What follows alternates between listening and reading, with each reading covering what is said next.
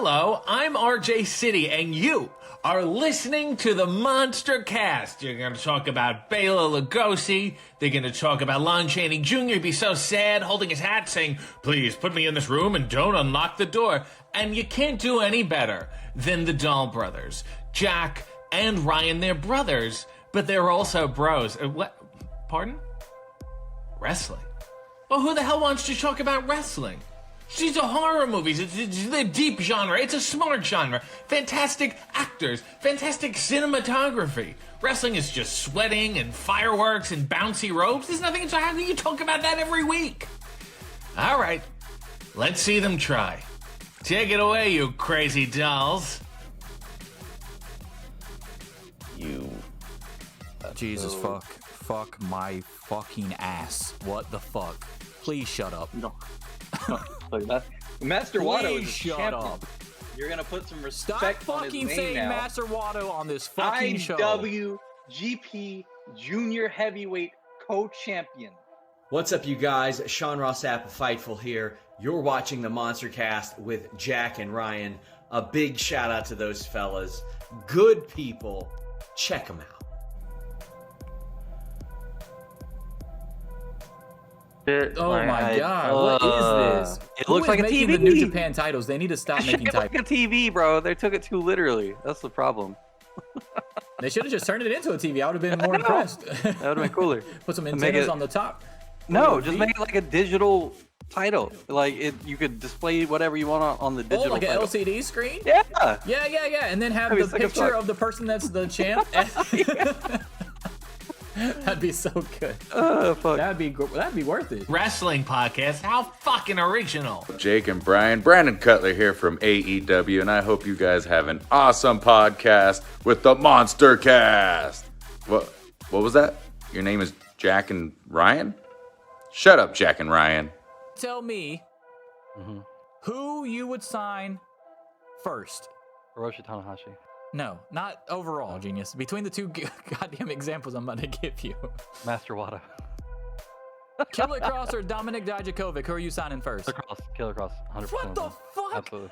Wrong! That No, answer is I would. wrong. I would. Oh Killer my god. You don't know shit! Your opinions suck! I guess I mean. You're welcome. Fuck, See, I'll boo it. I don't think I've ever said boo. I will. That's so stupid. I'll do it. Boo! Boo! You can't. Don't actually say the word because that's why it sounds weird. You gotta. It's like more like a note. Boo! You don't fucking actually say boo. Boo! Boo! Boo! Boo! You don't turn it into a fucking chant. You actually have to. I will. I'm gonna do that at Forbidden Door. You start a boo chant. Boo! Boo! Boo! Boo! Boo! Boo!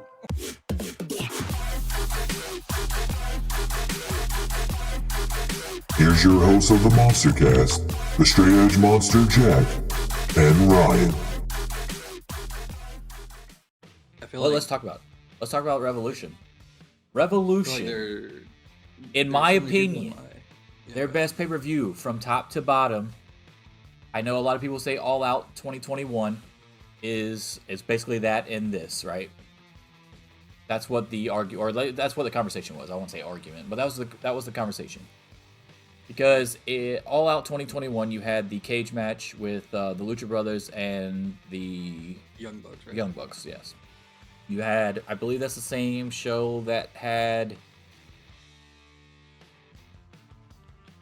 Hold on, let me pull it up because I don't want to be wrong. But I'm pretty sure that's when Ruby Soho came in too, no? Or was that the next year? All Out 2021.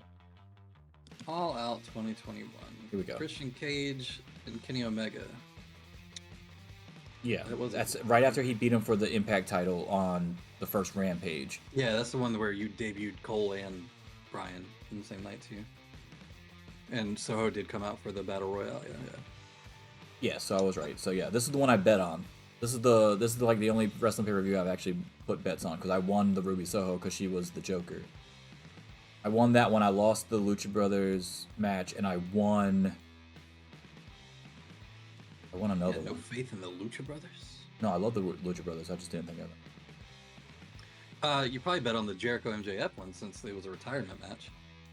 No, I can't remember. It wasn't that one. It could have been Kenny Omega one, honestly, just because that Should was have bet on Paul easy White one. versus QT Marshall. Yeah. So this is the pay-per-view that is being compared to the one that we just saw, right? And Yeah. when you take out the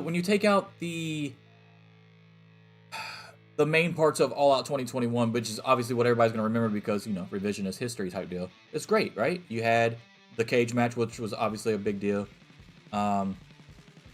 Miro and Eddie Kingston was way better than we thought it was going to be. I think that's when Eddie really started fucking getting super popular as a babyface with the fans. At least in AEW anyway. But like if you look at the other stuff though, Punk and Punk's Darby first Allin, that's match what back. Punk's first match, and Yeah. Punk actually was a lot better than a lot of people thought he was going to be. But Paul White and QT Marshall, in your estimation, that is easily the weakest one on here. It was a 3-minute match on a pay-per-view. You have I Omega. don't know. Omega and Christian was good, but we all knew Omega was going to win because of what happened on Rampage. He wasn't going to lose both titles to Christian back to back. Right. So that takes a little hit for me. And the rumor was that Brian was going to be debuting there. The Adam Cole thing I remember was a surprise. Yeah, I mean, And then they debuted Brian like everybody expected. yeah, and if if you're going to say the best pay-per-view, you have to take into account even though that wasn't a match, but the two back-to-back debuts was a fucking crazy ass moment, and then of course that's all everybody's talking about is that and pretty much the cage match coming out of that. Yeah. And obviously they're not like debuts, but at Revolution you had Pac coming back or announcing his comeback, and Kyle O'Reilly coming back. So Correct. I mean, there was stuff like that there too. You had that, and then you also had The Takeshita debut and of Ospreay. Garrett and Stephen Borden. You had Ospreay's first match actually signed in AEW. Mm. So it's his first official match with AEW. He has a fucking 5-star match with Takeshita. You have 3/4, says David. you have the insane main event, Sting's last match, which I don't think could have gone better. And then you had I thought the Toni Storm and Deonna Purrazzo match was better than the singles match for the AEW Women's World Championship at All Out 2021. Yeah, probably. So here's where it's hard for me to make any sort of comparison like that. Is that I have not watched Revolution. Like I went, Yeah. but it's different to compare it like as a television product. So I wouldn't be able to say like which one was better. I guess not fairly without watching it as a television product, and probably going back and actually rewatching All Out 2021 as well. Okay, so Those have been here's so the long. way if you're going to compare the two pay-per-views, you have to line them up side by side and really watch them pretty much back to back is what I would do. Like go on BR Live or whatever the fuck you purchased them on and watch those two shows back to back. I personally do think that this last Revolution, the one that you went to, is their best pay-per-view from top to bottom. I have really good luck at going to good ones. every pay-per-view I've been to, it hasn't been like oh hey, okay, that was okay. It was kind of they had all been really good shows. You got Miro and Eddie Kingston for the AEW TNT Championship, right? From All Out 2021, it went 13 minutes and 25 seconds. This one, the TNT title, was Christian and Daniel Garcia. I would call that a wash, if anything. It's not one was really better than the other, so we can say that's even. True. All right. You got Moxley versus Kojima in a singles match. That was just a regular ass singles match. What was a regular ass singles match on this show on Revolution? Do you remember any regular ass singles matches? Hold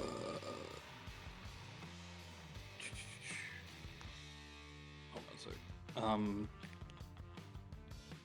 I feel like every match was Unrelated. I just got a different text. Sorry. No, you're good. I just feel like every match had something attached to it, though. I don't remember. I mean, there was the no, because those were matches. Well, I mean, technically, Ospreay and Takeshita was. Oh, yeah, that okay. wasn't for anything. Well, right? yeah, okay. Well, then guess what? Well, then guess who overwhelmingly wins that one? Kojima, probably. No. All right, He's then you a- had he's Britt also- Baker defeating Chris Statlander for the AEW Women's World I like Championship. Kojima. So I think the Toni Storm and Deonna Purrazzo was better than that match. I wasn't okay. So I will say this, and it wasn't. It suffered from coming right after the tag match, I think, because the crowd. It was hard to get the crowd into the Women's World Championship match, and I think everybody popped for what they thought was Tony coming back out in her real gimmick. And then after she came back out in the old one, like, people like the old one, but it kind of did deflate the crowd a little bit that she wasn't doing the retro. Like, I don't know. It's hard to explain, but like, people seemed disappointed. And then they never really got into the match, I guess, in the same way that they were for the match before it, or obviously the one after it, because that was the Ospreay one was after. I just think that tag match was hard to follow. Speaking of the tag matches, we take that one. That wasn't for anything. That was Moxley and Claudio versus FTR. There was no titles on the line in that.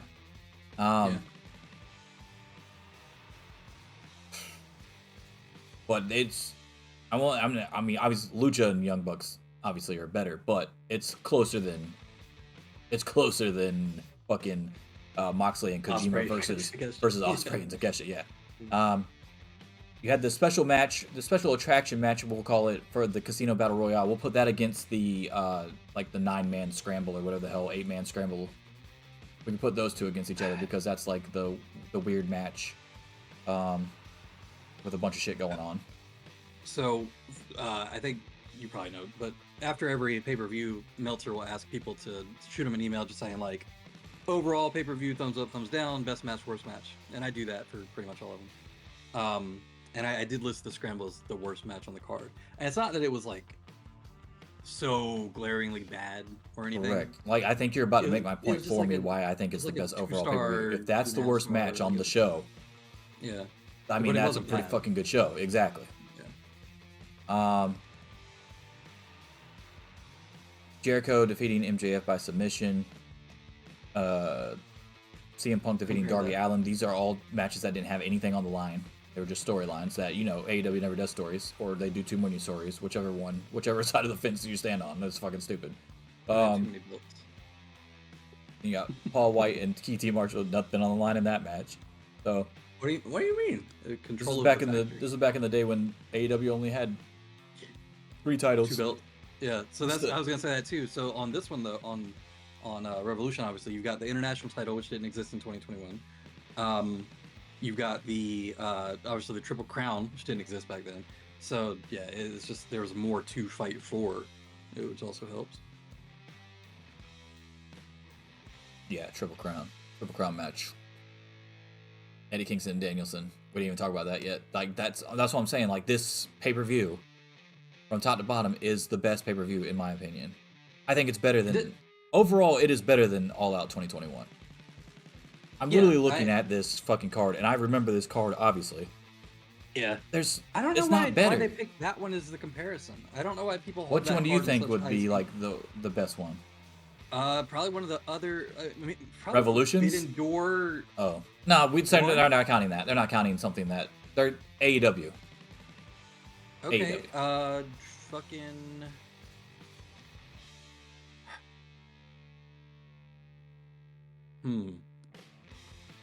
All In was pretty good. All In was pretty good.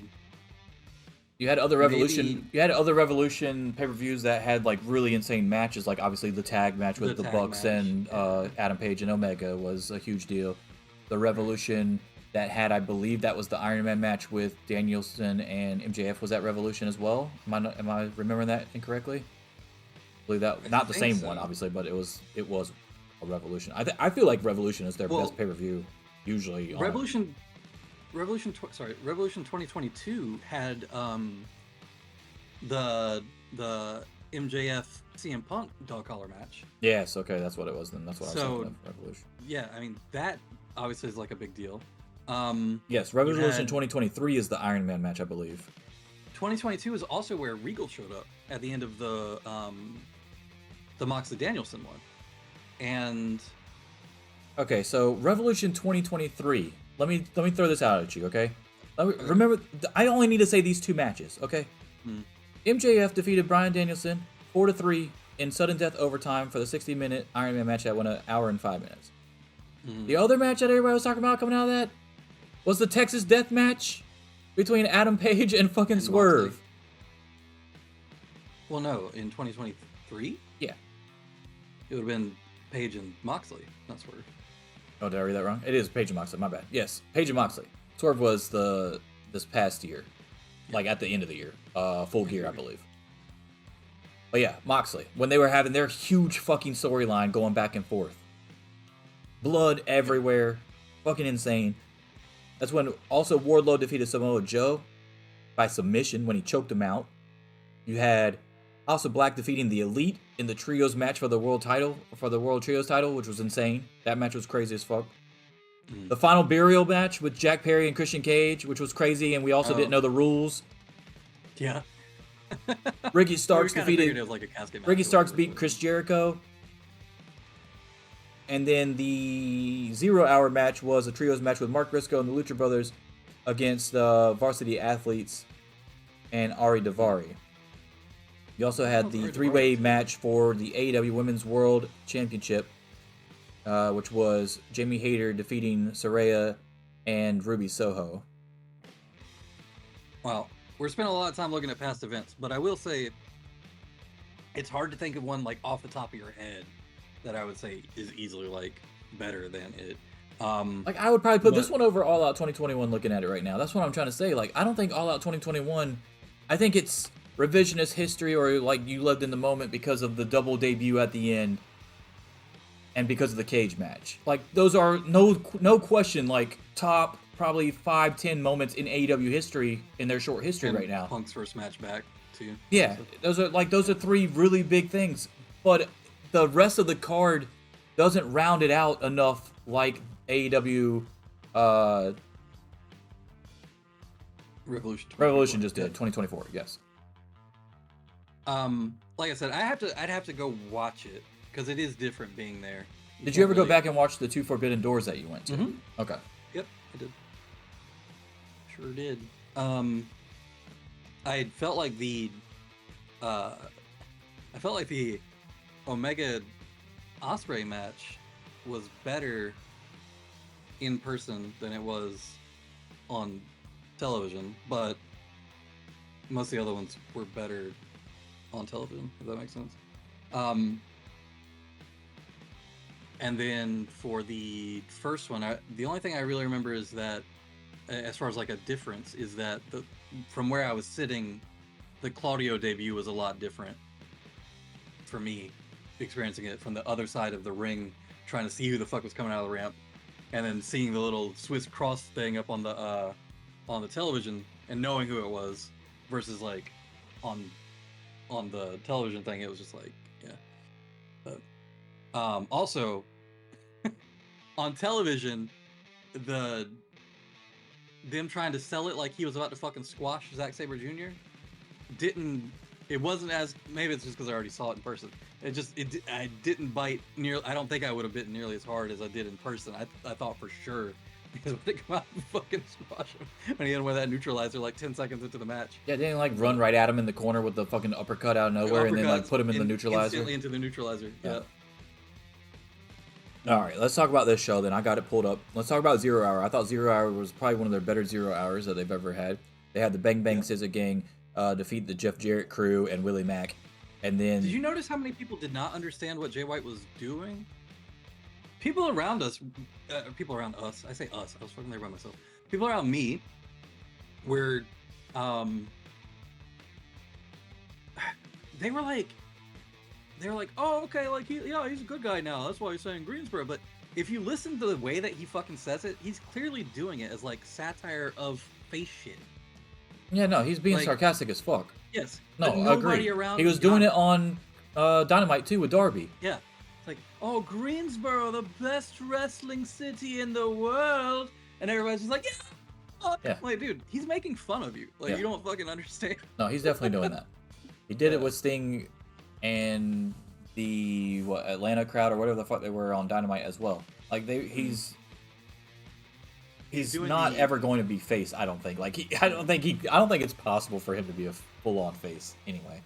Yeah. But yeah, there's no way. And then of course, you can see the dissension already within the group. It's never really like not had dissension. So it's almost like we're just going to be together just to be more powerful for right now. But they all know that it's not going to fucking work. At least the Bullet Club goes. This is for them to unify those trios belts. So that I don't know if that's what they're going to do or not, honestly. I see a lot of people say that that's what they want them to do. I don't necessarily feel the same way. If you actually put the effort into Ring of Honor like you should be doing, you should have enough people in Ring of Honor that don't fucking cross over. All right, you already know I'm not a fan of that, but I understand it because they don't have the TV deal. But yeah, you don't need 2 sets of trios titles on fucking AEW, that's for sure. Yeah. I don't see why they just don't do like if they're gonna do something like that, I would do it like have them fight the team that wins both titles. They drop the Ring of Honor titles and vacate them, and they either go back to Ring of Honor or they just fucking stay vacated until you're ready to use them again. That's what I would do. I wouldn't unify them because then you'd have to bring them back and it's a whole new set of titles for Ring of Honor. No, I don't want that. Just vacate the Ring of Honor ones because they don't have anything to do with AEW anyway, or they're not supposed to. And then just bring them back whenever you are capable of doing so with that division, or whenever you get the TV deal or whatever. Like, they already have enough issues where they're not having their champions on their fucking Ring of Honor weekly shows besides Athena anyway.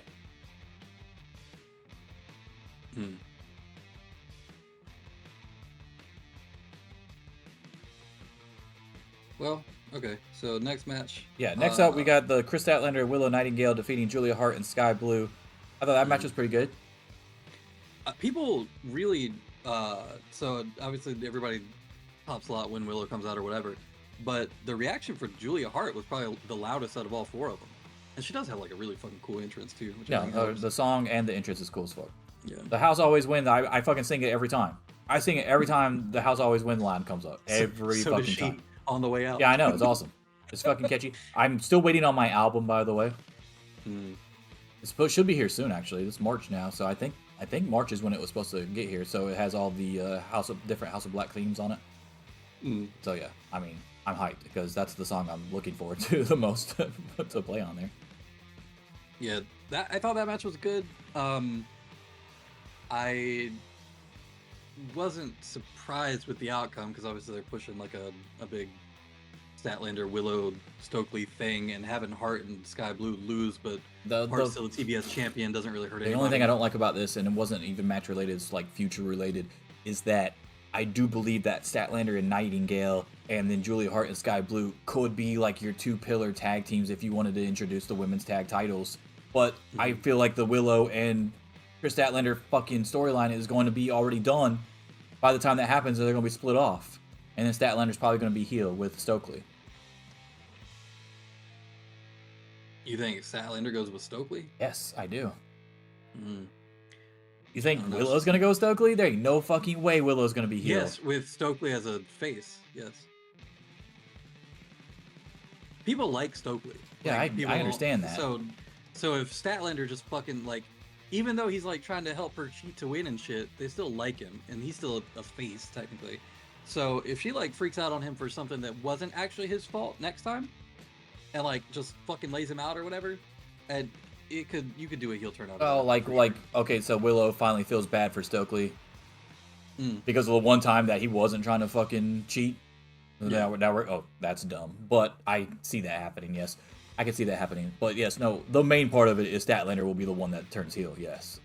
100%. Yeah, I agree. I was just saying I don't think Stokely would. I think Stokely stays with Willow as a face. They've already kind of moved her away from the best friends stable anyway. That's one thing I'm really not a huge fan of in AEW so far, is they don't explain away a lot of these people that just leave stables.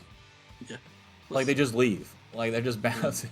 They don't get knocked out. Like, even if you just got kicked out real quick and then had a match on Dynamite or Rampage against that said person and beat them or lost to them, at least we can move on. Like, even in New Japan, they don't do that. Like, people change stables all the time, but that makes sense. You don't just, hey, I'm just not here anymore. We did just get 2 people officially fired from the Elite, so there you go. Or one suspended and one fired, I guess. They did the same thing with Stu Grayson just magically left. They had Anna Everybody knew Jay. that was a contract thing. Anna Jay left. Yeah, for JS or whatever. They had damn it, they just had another recent one too that like just bounced. They did. Okay, so they, to be fair, they did do this with the Jericho Appreciation Society. They had a whole fucking segment for it where people were explaining their grievances and then breaking up, right? So I mean, they do it sometimes. Okay, but I can say the same thing right now with the remnants of the Jericho Appreciation Society that they were all supposed to be fucking hanging out still with each other, and it's Daniel Garcia and Daddy Magic by themselves, while Angelo Parker is all fucking around with Ruby Soho, and they're never together. Yeah, but that does explain why they're never together. But I don't view them as a stable. Is my point. You're not supposed to. They broke Jake up. Hager came out and helped fucking Orange Cassidy. Like they're all fucking just randomly out in other Because they look places. the same. Yeah. Jake Hager just looks like a big fucking version of Orange Cassidy when you put sunglasses on him. All right. Mark next Quinn match shows on the Mark Quinn shows up, and now fucking Isaiah Cassidy's no longer with the fucking Hardys, and just like, nah, okay, he's back. I'm good. card. Yeah. Also, Like what? also, y'all have been saying some weird shit on Twitter. And, Well, that's true. Now, see, I think Jeff's is actually storyline wise because they're actually playing the heel role on TV. The Matt Hardy shit is a completely different animal, in my opinion. He's losing a little bit. All right, we'll go to Christian Cage and the Patriarchy defeating Daniel Garcia by pinfall to retain the AEW TNT Championship. Of course, Adam Copeland came back on Dynamite and then again on Collision. And I don't know what the fuck was in the box. I don't know what the fuck he had around his eyes. I don't know if he got into Swerve's eyeliner. What do you Swerve's mean? makeup. So, okay, the eye makeup is because he was wearing a lucha mask at ringside. So he had the eye black around the eye. Let me tell you Let me tell you. Did you see my tweet about this? No, but I did see somebody comparing him to the Nightman. Oh no. See, I said because somebody said what's in the box, and I was like, it's an evil powered guitar that he's gonna use to take out Scooby and the gang and the Hex Girls, because he looked like a motherfucking because of the way Edge's face is, he literally looks like one of the ghosts from fucking Scooby-Doo. That you're gonna rip this fucking mask off because his face is so weird. What was the name of that that spiked baseball bat that they used to use in TNA? Ooh, Abysses? Yeah, It wasn't a baseball bat, it was a 2x4, but whatever it was, Janice. Yeah, Janice. So that's what was in the box. So somebody took one of the fans at the show had a much better angle on it than they showed on television, and it was literally like a fucking thing with a bunch of spikes coming out of it, and that's why the back of the box said Spike. That's literally what it was. And Christian Cage, having been in TNA, is familiar with it. So that's the story. He's Interesting. gonna fucking kill him. Yeah, that's the story. Anyway, that match was pretty I'm going good. to murder you with a spike board. Match was pretty good, and they did have me believing that, Garcia might actually win at a couple times in that match because of the report that came out previously that said there was 5 guys that Tony Khan had huge plans for and long-term plans for, and Garcia was one of the names. So I was like, ooh, so maybe he could win right here. Well, long term means he can't win yet. He's got we're in inning 3 of the Daniel Garcia No, story. that's not what that means. Then we have Eddie Kingston defeating Danielson and getting his hand shook at the match, and the great exclusive with them in the back in the trainer's room. That was cool as fuck. That match was 19 minutes and 45 seconds, and Eddie Kingston keeps the Continental Crown Championship.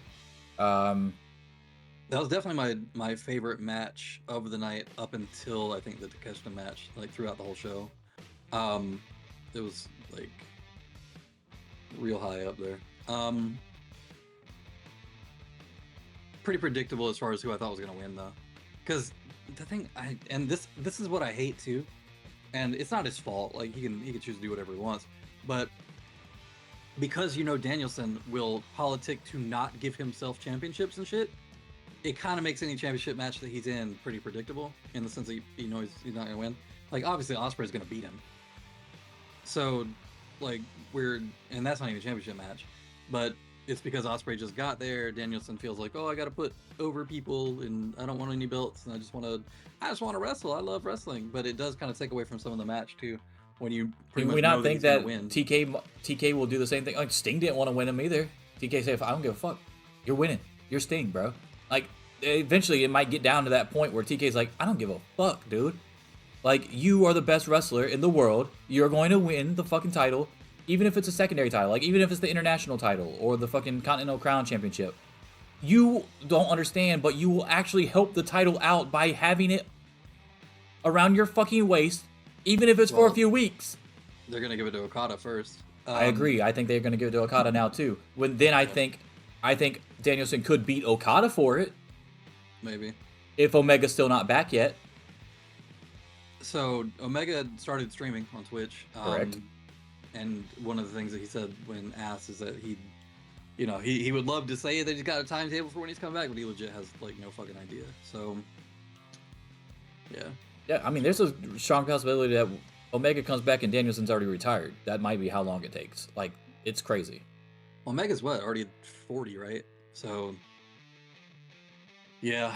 Coming back, doing the Okada match might make sense for him to win and take the belts off of Okada if he's able to be around for a while. But, yeah, who knows, man?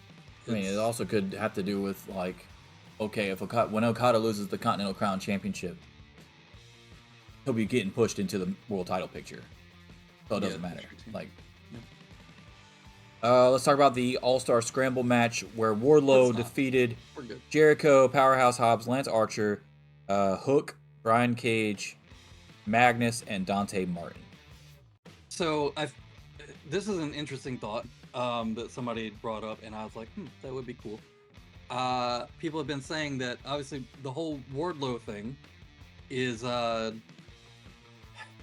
Wardlow as part of the Undisputed Kingdom has basically been being groomed to win the World Heavyweight Championship the same way that Roddy was being groomed to win the Intercontinental, which he did, which we'll talk about in a second. International. And yes. And the Kingdom, the tag team, were meant to go win the tag team titles, which they did win the Ring of Honor tag team titles, I believe. Right. So, like, to finish this story, obviously it would make sense for Wardlow to actually win the world title. But then, who has like a real vested interest in coming back and fucking with that match? That protects Joe, protects Wardlow, and still gives a reason for Wardlow not to win. And that's if MJF comes back and fucks him over in that match. So that could be an opportunity to see the re-debut of MJF, but we'll see. Roderick Strong, you just mentioned, defeated Orange Cassidy by pinfall for the AEW International Championship after this match. This match was crazy as fuck too because we got old Roddy. We got backbreaker Roddy. Yes, it was awesome. So many backbreakers. I was trying to explain it to Robert. That one was sick. I was trying to explain it to Robert. I was like, this is what he does. Like, this is his moveset. It's literally all different forms of backbreakers. It's fucking amazing. Like, they never let him do that in WWE. Like, he'd do a couple in a match, but it wasn't like the entire fucking moveset was backbreakers and just on, like, just focusing on Orange Cassidy's back, which I knew was going to happen as soon as Orange Cassidy took off the jacket and shit and it got the tape on his back. I was like, okay, here we go. This is it. So old Roddy back and winning the title was pretty fucking cool. Somebody on Twitter said something. It was a joke. They were like, "Oh, I could sell flesh-colored kinesio tape if you guys need it, because everybody targets the area that's got the tape all over it." Obviously, that's intentional for visual effects, so the crowd knows, like, "Oh yeah, they're targeting an injured area or whatever." But I just thought it was funny. The other funny thing too is that one of Hobbs's little catchphrases is "I break backs." I'm like, nah, you need to give that shit to Roddy. So all that man does is fucking backbreakers. His moveset is 80% backbreakers. But no, that was a really good match too. There's some crazy bumps in that one. That turnbuckle backbreaker was sick. But they told that story really well. And it was nice to see Adam Cole come out too. I didn't expect to see him there at all. So that was neat. The BCC defeating FTR in 21 minutes and 50 seconds by technical submission. That was a good match. Were you shocked that FTR lost this match? No, No? because Do you think that Mox and Claudio are going for the tag titles? Yes, I think they're going to be in the tournament. I think they're going to go for the tag titles, and I think they might win them. And they probably should. I think it would elevate the division, and it would be a new tag team to hold it. And it's something new for versus- both of them as well. Right, because it's not like either of them are going to the world title picture anytime soon with the whole Wardlow, Samoa Joe, Swerve, Hangman, that shit going on. And then Adam Cole after Wardlow. And then MJF whenever he comes back. Like, that whole title picture right now is pretty... It's got, like, a pretty clear trajectory of things that are going on with it. So, you got to do something with them. And putting them as, like, a big brute force, like, unstoppable tag team just makes sense. I like it. I also like them coming out in the Legion of Doom shit was pretty funny. Yeah, I wish they would have did the face paint too, honestly. Yeah, I was kind of disappointed. I was like, that's cool as fuck, but I really wish they would have done the face paint too. That would have been cool as fuck. Because not only did they did it because they were in Greensboro, but they also did it because of FTR being the fucking Midnight Express Brainbusters type deal. Yeah. And then that would have been awesome too. Like, they'll be like, okay, motherfuckers, you want to bring it back old school? And then, they beat the shit out of them with the... like, that would have been cool if they would have went all out for it. But, I mean, it was still cool though. Yeah. Also, it would have been cool if fucking TK would have got Iron Man or something instead of Wild Thing, and they come out with that because that's what Road Warriors used to come out to, Iron Man by Ozzy, or Black Sabbath rather. Yeah. That would have been cool as fuck, and that would have thrown everybody off. Because if you could imagine like Iron Man coming on there thing and like, huh, what the fuck's going on? And they come out with the fucking face paint and the shoulder pads with the spikes, that would have been sick, dude. That would have been so I feel like his fucking New cool. Japan theme even would have been a better thematic fit for it. His New Japan theme is very like slow, methodical, but like heavy. Like, yeah, it's. I feel like that would be a good theme for their tag team if they had, instead of them coming out just to Mox's music all the time. But you can't use Claudio's music for a tag team either because it doesn't fit with fucking Moxley at all. So. Not at all, no. All right, Timeless Tony Storm defeated, Deonna Purrazzo to retain the AEW Women's World Championship in 12 minutes and 15 seconds. Like I said, I thought that was a really solid match, good match. Great story going into that match too. Changing a tattoo or adding onto a tattoo for a storyline is, dude, like, it doesn't get any bigger than that. Like you put some fucking, like, you were dedicated to the role. Like, let's fucking I go. wondered seeing it if that was like henna around it or something, like that she didn't actually do like a proper real tattoo around it or whatever. But because that's kind of fucked up if you think about it. Like, oh yeah, we got tattoos together, but for our storyline, because I'm against you, I'm gonna fuck up our real tattoo that we got together. I was kind of shocked how many people thought Deonna was gonna win. Yeah. If you look at everybody's like predictions when they go up on Twitter and everybody has the whole card and they're circling their thing, a lot of Deonna Purrazzo's were circled, and I even commented. I replied to somebody because they said the time-old fucking classic tale, so-and-so doesn't need the title, and they said it Tony Storm. I was like, literally, Tony Storm's entire gimmick is based off of being the fucking champion. Yeah. She needs the title, and TK has had no precedent set where any new fucking signee comes in, immediately gets put in the world title match and wins. Ruby Soho didn't do it. Athena didn't do it. Tony Storm didn't do it. Why the hell did you think Deonna Purrazzo would do it? Cole came in and it was pretty much instantly against Hangman for when he was the world champion, and that didn't happen either. So yeah, insane. He's never brought somebody automatically in and fucking won a world title ever. Now, Okada could do it with Eddie Kingston, if you want to count if you want to count the Triple Crown title within that, and Moxley kinda. I mean, his first major feud was against Jericho, and he did win the title off of that. But even that it still took a while to get there. Yeah, because it took like 3 months to get there, because that's when they had one pay-per-view every 3 months. They had every 3 months pay-per-views. Well, yeah, but you also had 3 months of storyline built up into that too, where Deonna Purrazzo did not have that. But like, yes, none of these previous people did it. They would win matches to get that opportunity. Taya Valkyrie didn't do it. Like, none of them have done it. They all come in and they win whatever, the Casino Battle Royale or number one contenders match or a high profile match, but then they get the chance and they don't win. It's happened every single time. So I don't know why so many people were on the Deonna Purrazzo bandwagon as far as her actually winning the championship from Toni Storm. Not 1% of me thought that she was going to win the match. I do get the sense that people are getting a little bit burnt out on the timeless gimmick. People around me at the show, people online, they were like, oh, like I just want her to stop being like a character wrestler again and go back to like wrestling for real or whatever. But the problem is when you have somebody that does a character so well, even if you're tired of the character, it still probably makes the most sense to keep them in it. Like she's not going to lose. She's going to be in it until Jamie Hayter comes back, so it doesn't matter. This is all going back up to when Jamie Hayter comes back, takes the title off of her, and then either two things are going to happen. It's going to snap her back to reality, or it's going to make her go even fucking crazier and change the character again and have another level to the character. Yeah, you take away what she uses as her validation, and then she goes into the kind of where she was before she won the title with the same gimmick, where she just feels like an old actress that nobody cares about anymore. Exactly. That was just the whole fucking premise of this whole fucking character, which I love 100%. I've never not wanted to get more Toni Storm. The fucking the pre-recorded promos on the show, the press scrum fucking shit, like it's all gold to me. Like she hasn't missed. Her laying in the middle of a ring, fucking cutting a promo on Deonna Purrazzo. It's all fucking gold. Like I don't. It's not like they're overexposing her. It's not like she's on Rampage, Collision, and Dynamite doing the same thing over and over. It's basically just Dynamite, and that's it. So I don't really understand why people would be getting burnt out on the character already. It's not when the bell rings, she's still Toni Storm. She still wrestles as Toni Storm. Yeah, she changes like mannerisms and facials. Yes, she does like little quirks that go with the character, but her moveset and everything, it's still all the same. She even hit the fucking Storm Zero in the match with Deonna. So I can't agree with that at all. I love it. Did you see the AEW truck has her picture in black and white? Does it? That's awesome.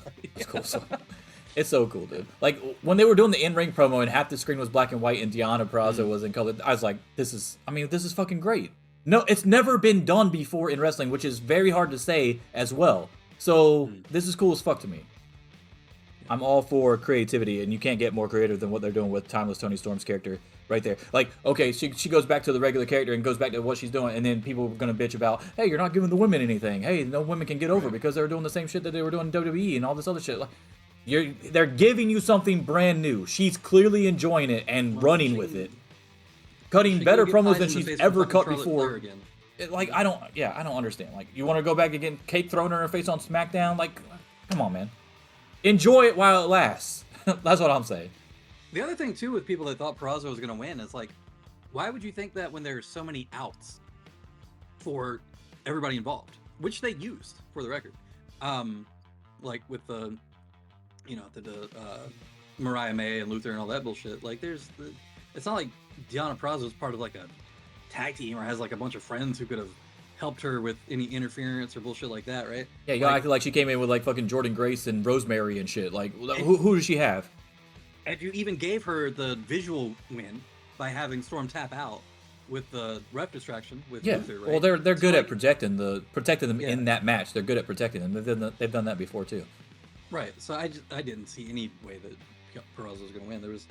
There's just too many ways to protect both of them, and it wasn't time. So. Ospreay versus Takeshita. We talked a little bit about it because it's so good. Nothing to really talk about. So 22 minutes even. Ospreay wins. And then crazy. I don't get me wrong. I love everybody that's given Ospreay his praise.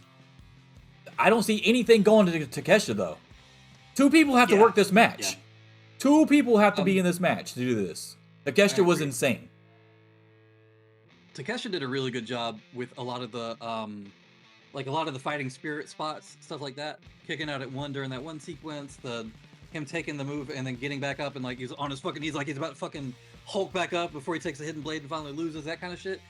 His moveset is also like really fucking deep. And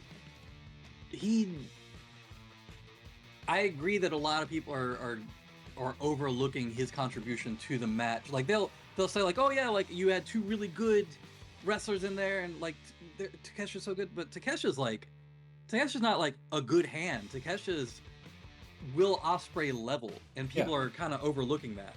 Well, Osprey, I think Osprey's a better high flyer. I would say Takesha's like a fucking I won't say prime, but he's Okada to me. Yeah, he's very, very good.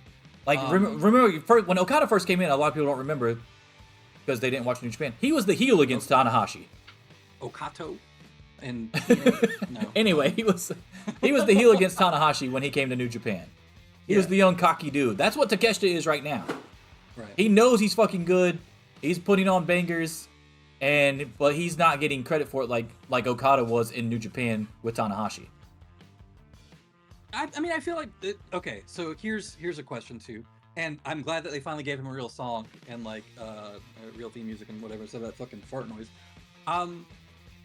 How much of that do you think is just the association with Callis kind of holding him down? I wouldn't say the association with Callis is holding him down. I feel like it's not like Callis got involved in the match either. You know what I'm saying? So like, right.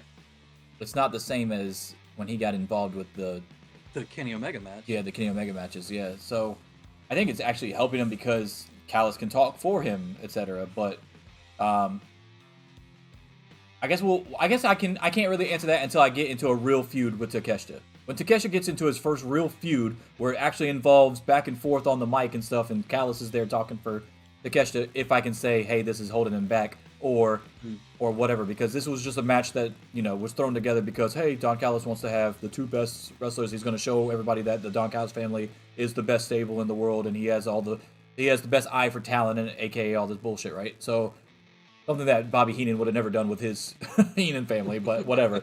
And then he does it again with Kyle Fletcher on Dynamite. So, I will say I have to reserve judgment on that to see if he's actually being held back, because he doesn't wrestle as much because of it. Because remember, he was wrestling every fucking week before. He doesn't wrestle as much, but that could be a good thing too. So we'll see. I don't know. I want to see when he gets in that first real feud that culminates at a pay-per-view or something like that. That's not a fucking blood and guts match or a multi-tag match. It's literally a one-on-one feud with Takeshita and then Don Callis talking for him against somebody, and then we'll see how it goes. Because even the feud with Omega, most of the matches were not one-on-one. It was always Omega and the Young Bucks versus Takeshita and Sammy Guevara and somebody else, you know, shit like that. Like that last one that was. Yeah. Takeshita kept getting the dubs over Omega, but it wasn't really one-on-one. The way that I think it hurts him is just, it's not that having somebody talk for him isn't good or whatever. It's more just like, I think him being part of that stable makes it hard for people to see him as like a standout solo like guy in the same way that they see Osprey, because while Osprey is also part of that stable, he's got like his own established history to the West, and then also like his own presentation. He comes out without Callis, like he's in the Don Callis family, but like Callis isn't at his fucking hip all the time either. I don't know how you fix that with Takeshita not being able to do like promos and stuff. The problem I see with the Don Callis family is that they should be pushed like BCC was when they formed, and they're not. So like BCC would wrestle every week. They would have a promo every week. They would destroy whoever every week. And yes, Don Callis family wins way more than they lose, but they don't do it often enough as a team to be pushed as a team and to have a legit leader. Like we all know that don't really seem to have like a purpose. Yeah. As a group. Well, that's because Omega got hurt. It was literally Omega against Omega, and then Omega gets hurt or whatever, because it was still going that way with the Jericho stuff. With the Jericho stuff, yeah. And then it just bottomed out after that, because I think it would have been the Golden Jets beating whoever for the titles, Ricky Starks and Big Bill, instead of Sting and Darby, and then feuding with any combination of the Don Callis family, whether that be Hobbs and Takeshita, or Takeshita and Osprey, which would have been insane. Takeshita and Osprey would have been an insane tag team. Maybe that's where it was going before. Now, I can't say that I hate the idea that fell through, even though I don't want Omega hurt, because I got to see Sting as tag team champion, which I wanted from the jump. and because he got to go out on top like he did. And also Big Bill and Ricky Starks got a longer run with the titles because of it too, so I'm cool with that. But yeah, I think that's where they were going to go with it. Well, I just don't feel like they're being pushed enough. And it's weird to say because they win all the time.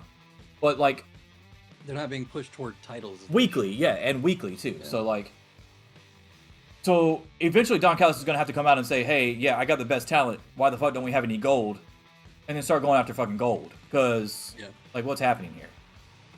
I mean, at least Powerhouse Hobbs was in a spot to do that because he was in the scramble match, but he didn't win the match. Right. And I think that's what is making the Undisputed Kingdom work right now, too, is that they have, like, a clear established goal. They're actually hitting those goals. The people that Cole came out and said, yeah, these guys are going to win these fucking championships are actively doing it. So you are kind of excited to see what happens with the Wardlow thing. Does he also do it? Or is he the one in the fucking group that falls short? If he is it because MJF comes back? Or do they lose faith or trust in him if he fucking loses his? Like, there's a lot going on there that you care about. Whereas the Don Callis family is like, yeah, everybody in here is a good wrestler, but what are they working toward? And there's not really anything there. The beauty of having a deep roster and 3 heel stables at the same time.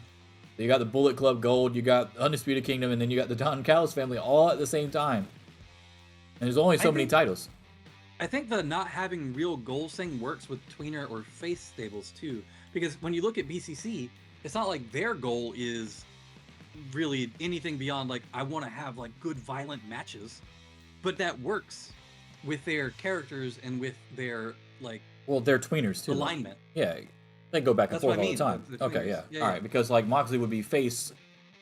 But what I'm saying is that heel stables need goals. Yeah. Well, Moxley and Claudio are face against pretty much everybody except for FTR and Eddie Kingston. Yeah. And then Danielson is a face against pretty much everybody except for Eddie Kingston when he calls him a bum and all this other shit. Like, people are going for Danielson over Zack Sabre Jr., but then they'll turn around and boo him against Eddie Kingston in the finals of the fucking Continental Classic or whatever, right? So they're perfect examples of tweeners. I'm cool with that. The issue, I think, also is that this stable with the Don Callis family hasn't fully formed yet because of all the backtracking. So you had Sammy Guevara join, but then the shit happened with Omega, so they had to put Guevara back with Jericho. And then, of course, I think because Ospreay's getting cheered like he is, they're going to turn on Ospreay. It'll be Don Callis family versus Ospreay, assuming the role of that Kenny Omega left behind when he got hurt and had to take a step back. And then Ospreay will be in his role against the Don Callis family instead. Fletcher has to go with Ospreay, right?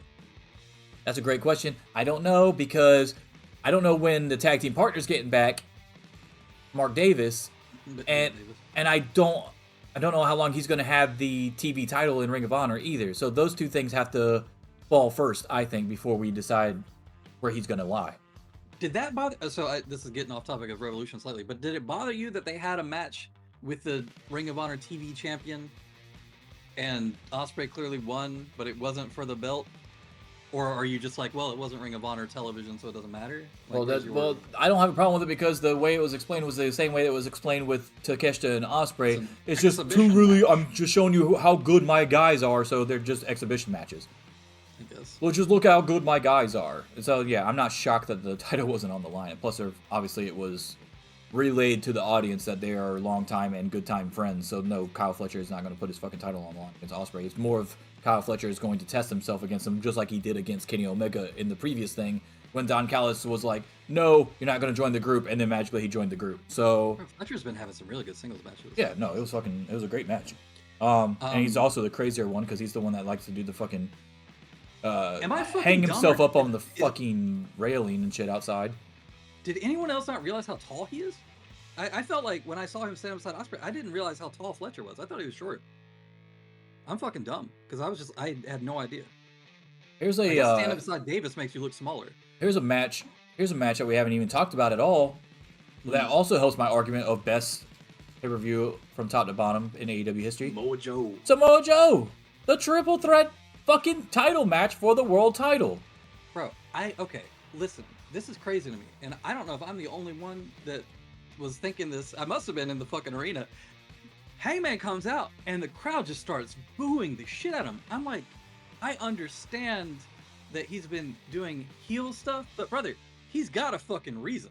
Like, he's got a very good reason to be doing heel shit. Why is everybody biting on this fucking heel turn? So yeah, it's a double turn, really. It's really a double turn. It's the first double turn that we've seen since Brett and Austin that's been done successfully. It's clearly Hangman's turning heel and Swerve is getting all the love. I don't know either, because if you look at it, it's kind of like, what's the meme? Adulting is when you realize that Macho Man was right the whole time. Being an adult or whatever, yeah. But yeah, so like, even though Macho Man was the one that was come across as a heel and they're all booing him against Hogan, no, he was right. I'm on Macho Man's side. Was Hogan really trying to fuck around with Elizabeth, or was he just like? Yes, he was. Yes, he was. Well, yes, he was. I don't know. Yes, he was. Now, there's no denying that Macho Man had some paranoia going on, and he probably took some stuff too far. But when it keeps happening, though, bro, he kind of kept putting himself and her in that position with his behavior, though. Oh my God. That man was getting his ass kicked 2-on-1 on Saturday Night Main Event while Hogan went to the back to check on his woman because Savage had to stay in there because he was the legal man. So if Hogan was a real man and a real friend, he would have tagged himself in and then told Macho, go check on your girl. No. I got it, Macho. You just get your ass kicked by fucking, who the fuck were they fighting? I don't even remember who the fuck they were fighting. Fucking go to the back and fucking, I'll check on her for you. It's not Hulk's fault that Macho couldn't make the tag. Dude, don't start your bullshit up in here. Don't be a Hulk apologist on the show. Don't be a Hulk apologist on the show. Macho Man can't reach. I'm about to take your shit off. I'm about to take. You know, I fucking. Ryan's gone. Ryan is gone from the show right now. They fucking. But yeah, no, I don't understand why. I mean, this dude broke into his house and was fucking around with his kid, his infant child in a crib. Like, no, I understand where you're coming from. I think it's because he's coming off like Bret Hart did when he kept getting quote unquote screwed, and then like he just complains about it over and over. Kind of like when people were turning on Bald from FTR because he said the same shit over and over about, I do this for my kids and my wife and my family, and no one's gonna take this away from me. You know, shit like that. I love Dax. I do, but yeah. But yes, it was happening in just like people were turning on Moxley. Oh, Moxley's the best in the world. But now because he bleeds all the time, he bleeds in every match. He does the same thing. Now we're turning on him. It's kind of like that. Because wrestling fans are just, dumb. Kind of like your Tony Storm thing that you were talking about earlier. Yeah. Oh, it's so good. It's so good. It's so good. Okay, I'm done with this. What? Huh? It's still good. Listen, the best part of that match for me is Hangman tapping just so Swerve doesn't win. No, it was awesome. I told Robert. I legit told Robert. I said, okay, so I'm trying to explain it to Robert. I'm like, dude, he hates him. His whole purpose in this match is so that Swerve doesn't win the fucking title. Right? So I was like, when he attacked the first ref, okay, but when he attacked the second ref and everybody just started losing their shit in the audience, like, whoa my, what the fuck? I was the only one fucking cheering when he was it was great, dude. I'm like, oh my God, this is so good. And then when he gets put in the thing and he sees Swerve is about to come to try to fucking break it up, and he's like, tap. And I was like, this is so good. It was done very well. We didn't even talk about it. That's how stacked this show was. Really, I think that is really the catalyst that makes my point for me. We weren't even talking about the world title match until just now when we brought it up on the show, going through each match. And I was talking about it being the best from top to bottom pay-per-view that they've ever had. I think that really helps me prove my point. 19 minutes and 40 seconds for a triple threat match that had really good fucking story inside the match. That was utilized very well. Samoa Joe gets to keep the title for another month, so presumably, maybe more, because I do think he's going to drop it to Swerve. And then Paige keeps on his track of being quote unquote heel, but Swerve still doesn't get it, so Swerve still has something to fight for too. Like, I'd be okay with them running this fucking match back. Now that I think about it, MJF interfering in the Wardlow Samoa Joe. I mean, he's got beef with Samoa Joe too. Yeah, but that would have to happen on Wednesday. You think he's coming back that early? That's big business. Maybe. Yeah, but it is a big business show. Yeah, you've already got people watching because of Sasha, so you might as well bring back MJF, right? Yeah, that'd be cool. They did bring back Edge. Well, you on can't really Wednesday. bring him back unless he's going to talk afterwards, too, though. I'm sorry, Copeland. They did bring back Copeland on a Wednesday. So I don't know. We'll see. All right, let's talk about the match that obviously got the most pub coming out of it, and because it's pretty much what the whole pay-per-view was revolved around, which rightfully so, Reason I because bought tickets. I mean it's why a lot of people went. Over 16,000 people went. Hopefully they got. Go ahead. Hopefully they got a lot of fans to tune in or wanting to tune in for more AEW shows that maybe weren't watching it before because they only went because it was Sting's last match type deal. The arena. So I will say that there were a lot of people there around me and in line that were clearly WWE fans and saying like weird Cornette shit. I will say that. But it's North Carolina, Sting's last match. So yeah, I think it did definitely attract some people that were not usually AEW fans. There's this one real fucking annoying dude behind me who kept using WWE names for everybody, like thinking it was funny. Like, oh, Dean Ambrose and fucking Claudio or Cesaro. I actually understand the Claudio thing because a lot of people didn't know who he was before he went to WWE unless you were like us, obviously, that watched Ring of Honor and CZW and stuff. But I get that Claudio one, but the Dean Ambrose one, you're just doing that on purpose. Like, come on, man. Yeah. He's been there for how many years now? Like, even sometimes I still say Cesaro by accident. But you know what's funny is Moxley and Dean Ambrose, come on, man.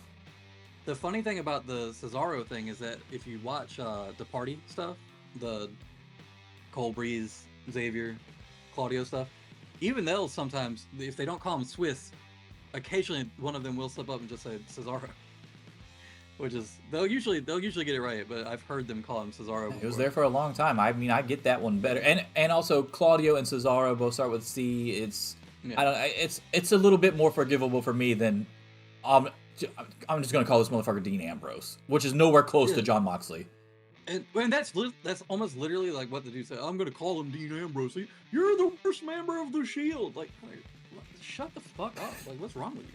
I think I've gotten to a point where there is no worse member of the Shield.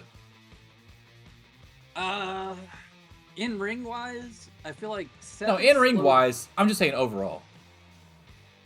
They've all got their strengths, I guess. Yeah.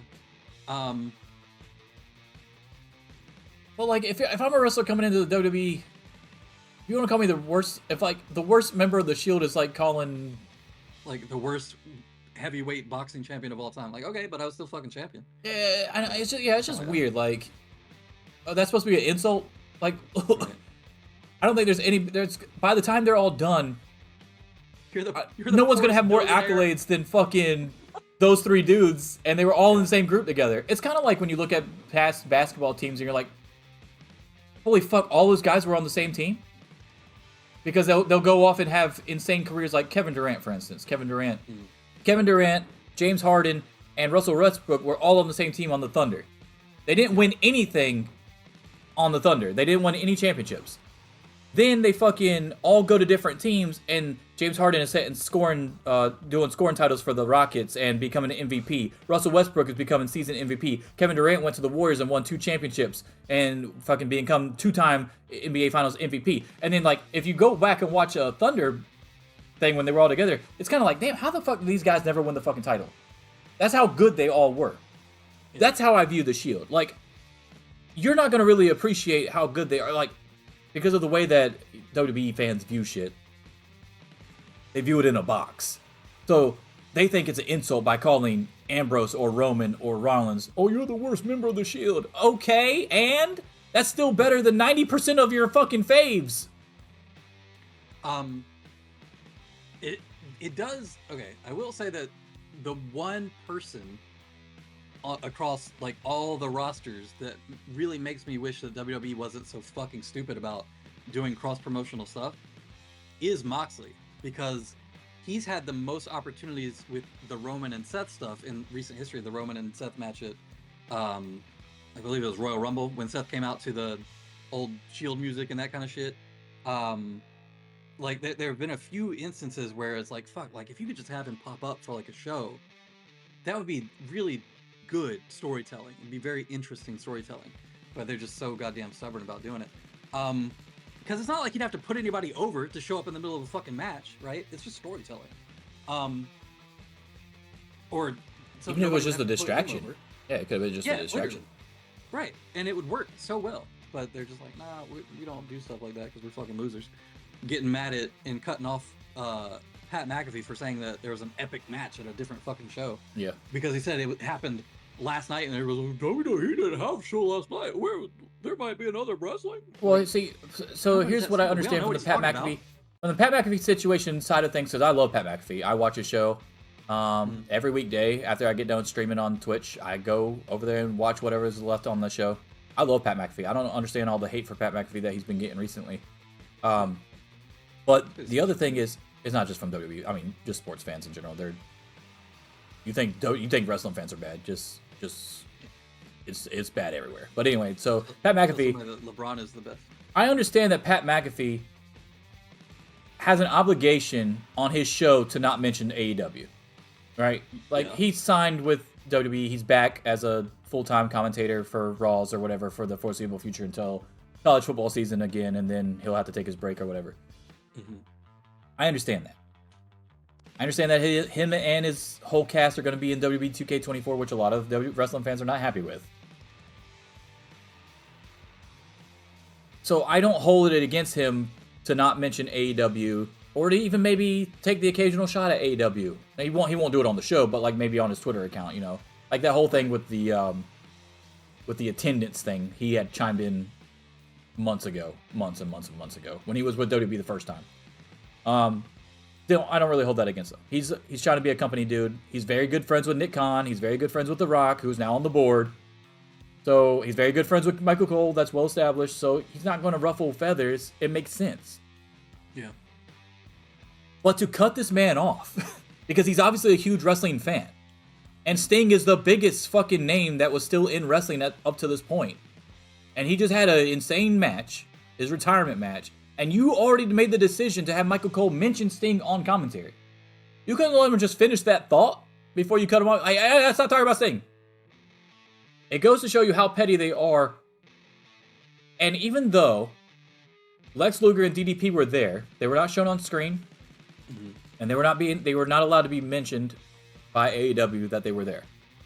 We saw him come out. Yeah, when they were painting between like Magnum TA and Steamboat and all these people, they stopped right after Scotty Riggs. And I assume that DDP and Luger were on the other side of Scotty Riggs.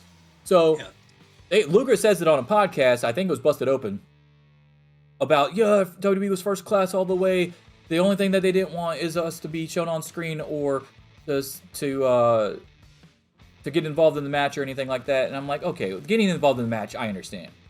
But you tell me that you cannot put WWE Hall of Famer Lex Luger or WWE Hall of Famer DDP at the bottom of their names, or like what? I don't former WCW World Tag Team Champion with Sting, Lex Luger, something like that, because you own WCW anyway, so that still works.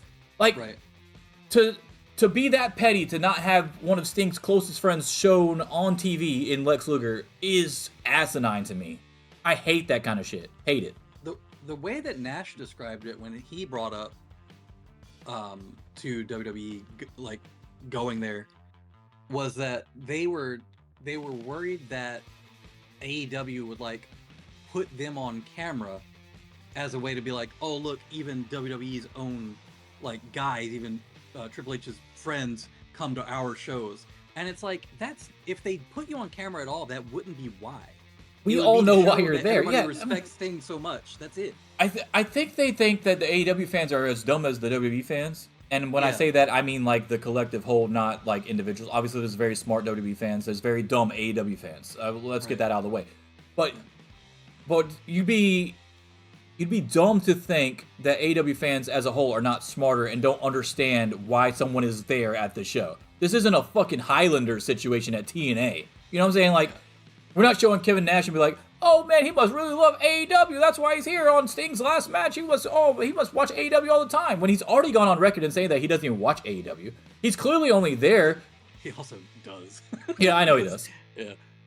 But he's also there because of Sting, and we all know that. Like if you're not gonna tell me that if Macho Man was still alive, that if Macho Man wanted to be there, there's no way WWE could fucking tell Macho Man that he can't go. I'm sure Macho Man would just fucking go. He would just go. Like, What what are are you they going gonna to do? do to me exactly? Yeah, If you're right. Kevin Nash, what are you going to do to me? You think me Right. and Triple H aren't still going to be friends after this? Like, it doesn't make any sense to me. A Legends deal, really? I'm supposed to care about that? Well, it might have been. That's the thing too. The implication is that it was Triple H kind of being like, "No, I don't want you to do that." Is how he made it sound. So There's been no precedent set by TK that would say that they are anywhere close. And you know why they're saying no? Is because they know what the fuck they would do. They would do right. Exactly, They because would- there's they would nothing show them in the history of crowd and be like, AEW "Oh, look." that has ever said or ever implied that TK would try to spin it like that. Ever. Yeah, it's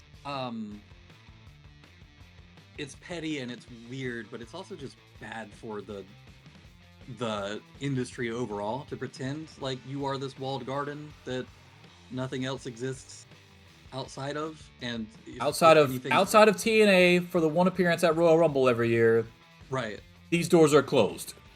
it's very weird. It's super weird, especially when you see how much people love it when AEW does it with New Japan, CMLL, AAA, Impact. Like, I don't understand, bro. I don't get it. It's AEW like I said, was built basically off of Forbidden Door because they used the Ring of Honor equipment and setup and everything for the first All In to even have AEW blossom into whatever the fuck it was now. To me, it's like if the fear from WWE is that they show your people in the crowd and try to spin that as, oh, look, even people from this other product like our product. Like, first of all, there's zero reason to believe they would do that. But secondly, with the whole thing being around Sting's retirement match, I don't think anybody would have taken it that way. You don't think it's Everybody weird? would have understood. We'll talk about it Yeah, later a because little bit, Sting's obviously, retirement because match of is so Bolden stupid. Nakano being inducted this year. But you don't think it's weird? Like, you have people like Great Muta and Jushin Thunder Liger in the WWE Hall of Fame, but you're also the company that doesn't want to fucking acknowledge While that they're anyone around. else exists until it benefits you in some way. Yeah. Because now they're in our Hall of Fame. Muta never wrestled there. Liger had one match in NXT against Tyler Breeze there. Bull Nakano had 10 matches there, and you're acting like they're in your Hall of Fame because of the way that you brand it and the way that you do everything. It's just so. I mean, they're constantly being hypocritical towards themselves, and that's why so many people have a problem with WWE, just as a wrestling aspect, not just even the Vince McMahon shit, obviously, but like you've always been like this. Here's a dumb question. And obviously the environment will be different by the time this becomes relevant. But let's say, hypothetically, Kenny Omega retires, right? For whatever reason. Do you think there's a point 5-10 years down the line where they're like, oh yeah, Kenny Omega should be in the WWE Hall of Fame because of his contributions to wrestling overall, even though while he was around, we pretended he didn't exist on another product unless we were trying to sign him and then we were throwing fucking millions of dollars at him? It's okay. He was a beast in OVW, right? Yeah, he was in our developmental system, so So that of counts. course, like he's in the WWE Hall of Fame. Like, Yeah, Young 'cause Bucks too. that's- Young Bucks were squashed by Big Show or whatever, right? On Right. Velocity and shit. Like, yeah, it's all good. They can be in there too. I don't know, That's our man. boys. I don't understand it at all. It's so dumb to me. But it just seems like, okay, you put in Muta, you put in Nakano, you put in Liger. What's the difference between putting in Kenny Omega There into isn't the any. WWE Hall of I Fame? agree at some that point? there's not any difference. Right. Like, So- I fully expect them to have Okada in the WWE Hall of Fame or Tanahashi in the WWE Hall of Fame eventually. Yeah, it's weird. Which But then is, again, I mean, too, like I was saying, I like, don't by the understand time- why the fuck we're so gung ho about not acting like anybody else exists. And now Michael Cole, to his credit, has let up a little bit on commentary, and he does let a little stuff out every now and then. Ever since Vince left the first time, and everybody's talking about how more comfortable he seems, and he lets stuff fly a little bit more that he probably wouldn't have been able to get away with. But it's still nowhere close to what the fuck it needs to be. Just like, hey, I got a perfect example for you. During the show, and when you go back and watch Revolution, you'll see what I'm talking about. Everybody was in a fucking either rage or praise about Excalibur calling the Styles Clash when Ospreay did it to Takeshita. Excalibur has always called it the Styles Clash. It's only weird to wrestling fans that are on the WWE side for them to call it the Styles Clash because WWE was always against anybody calling anything that was their fucking move. Well, first of all, it's not his move. It's Michelle McCool's move. So it should be called the McCool Clash. I don't know what the fuck I don't even know what she used to call it. Because they definitely didn't call it the Styles Clash, I'm pretty sure. Pretty sure she didn't. No, it probably had some goofy ass fucking. But it was so weird. Like, dude, have you never seen an AEW show? Like, there's been other people that use the Styles Clash in AEW, and he's called it the Styles Clash every single time. There is no other name for the move. That's what it is.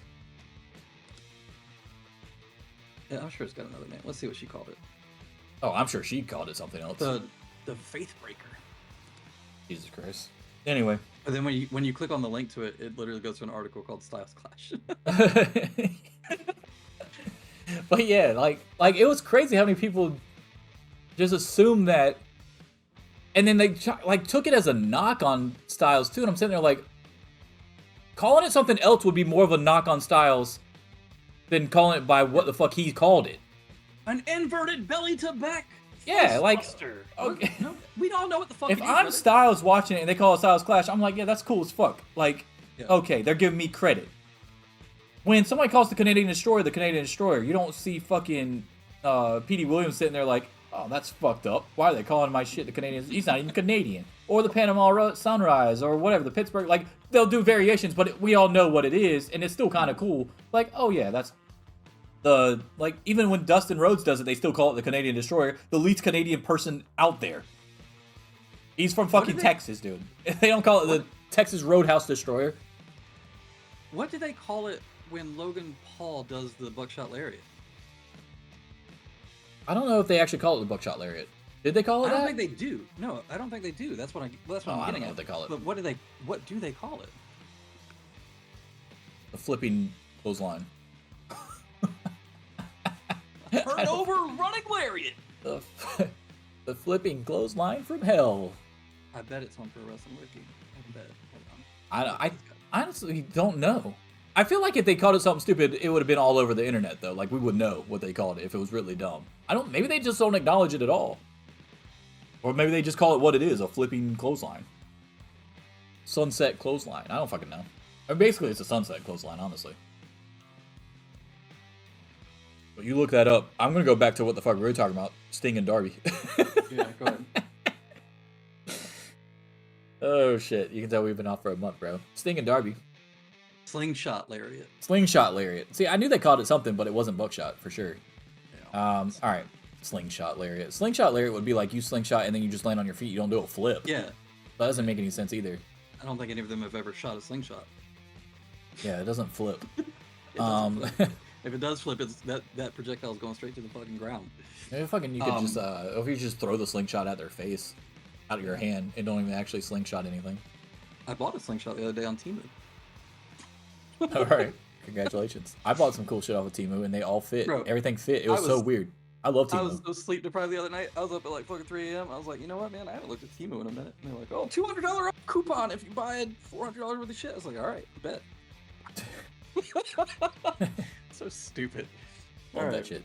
I was actually shocked. Almost everything I got fit except for one thing was it wasn't that it was actually too long. If you look at the things that says true to size and if it's over 90%, I'm just gonna order my size. Yeah. But I got a bunch of like hockey jersey type stuff that was from movies. So I got like the Mighty Ducks one, and I've got the fucking Shoresy one from like the one with the bulldog on it, the spin-off show from goddamn, the Canadian fucking show, that Letterkenny. You'll get there. Letterkenny, yeah. So Letterkenny, but the sleeves on that one are like Real really fucking fucking awesome, long. But everything else fits. Like, it's awesome. I love it. But anyway, I love Temu. Temu. Get clothes from there. I did this time order. No, I literally did it, and I said if like half of this doesn't fit or more, I'm just never gonna order clothes off of there. It was more of a test run than anything. I ordered a 3-pack of sleeveless black hoodies for running on the treadmill and boxing and shit. But like, that's the only clothes I've ever gotten from there, and I haven't gotten them yet. So we'll see. Okay. I don't know how the fuck we keep getting off topic. All right, go back. You to said it, not all me, guy. Darby Allin, baby. Sting and Darby with Ric Flair, Garrett Borden, and Sting Jr. defeated Young Bucks by submission in the Tornado Tag Team match for the AEW World Tag Team Championship. This is also Sting's retirement match, obviously 21 minutes and 3 seconds, which obviously I don't even think it felt like 21 minutes. It was awesome. That shit was so cool. The first few minutes with his sons took up a good 3 to 4-ish before they left. So then it felt like that part was shorter. And then the rest of it, after Darby took his bump, it was probably like, another 4 or 5 minutes of just Sting stuff. They did the table spots on the stage, which took a few minutes for Sting to get back in the ring, so a lot of that was just beating on Darby. So yeah, there was a lot of isolation of one person type stuff in it. And well, that's what a tornado tag is. Yeah, I understand, but like it was more like, I think that's because it was broken up into like 4. I'm just saying it flowed so well that it didn't feel like 21 minutes. All right, so the two sons coming out. Okay, so first off, I was like really happy because at first I didn't think they were going to play Seek and Destroy.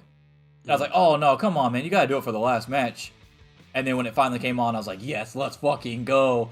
And then, but obviously that was after his two sons came out. So the first Surface Thing, when Surface Thing came out, I was fucked. I was like, huh? And I was like, oh, that's his kid. I was like, that's a kid. He's fucking actually dyed his hair blonde. I was like, this is so cool. And I was like trying to explain it to Robert as it's happening. And then when Crow Sting came out, but it was Wolfpack, it was over for me, dude. I was like, this is so badass. Couple things that a lot of people might not know. One, the Surfer Sting kid, Garrett, he is actually a YouTuber streamer for Destiny. For fucking Destiny, which I was a huge fan of back in the day, Destiny 1, and I was actually wearing my Destiny hat earlier. I was almost wore it on the stream today, but and he does videos and helps out people with raids and missions and stuff. So definitely go check him out. I'm sure his number count has gone up significantly. Yeah, we got like 7,000 new subscribers, followers or whatever. And the other kid actually had long hair, but cut it like before this happened, and then had to wear the wig instead. But he actually did post a picture of him. He did have long hair and could have legit pulled off the Crow Wolfpack Sting. So those are two funny bits of information I got out of that. But they did awesome. They come in, they're doing the Stinger Splash and shit. Obviously, they were having the time of their life because you've seen how much they've embraced it after the fact. So that's cool as fuck. But obviously, the main topic, because there's always has to be a main topic come out of something that people are going to try to turn negative with the cult of Cornette fans and all this other bullshit, is the Darby spot on the glass. Let's talk about it. Because apparently, according to Cornette, Darby is the dumbest motherfucker in wrestling history, even though Cornette is the one that permanently injured himself from the scaffold match. Yeah. Falling like 8 feet? Yeah. I've fallen off a roof higher than that motherfucker was fine. He fell at less of a height, okay? Yeah. Fucked up his knee and legs or whatever so bad that he was out for a while. Just nothing. And he still has issues with it today. But Darby's the dumbest motherfucker ever. Yeah. Cornette, as always, contributing nothing useful. You know what? One of the irritating. Oh, he's not the only one though. Like we can throw Raj in that conversation too, because he's the idiot that I think he's the fucking idiot that I quote tweeted. I think he blocked me because I called him fucking stupid for something. I'm pretty sure I blocked. I quote tweeted. I'm pretty sure you actually liked the tweet actually. When I said. Because he was like, well, there's no reason for him to be doing this. And I'm saying, like, so clearly... Oh, no, it was Coachman. It was Coach that I quote tweeted as a fucking idiot that doesn't watch the fucking product.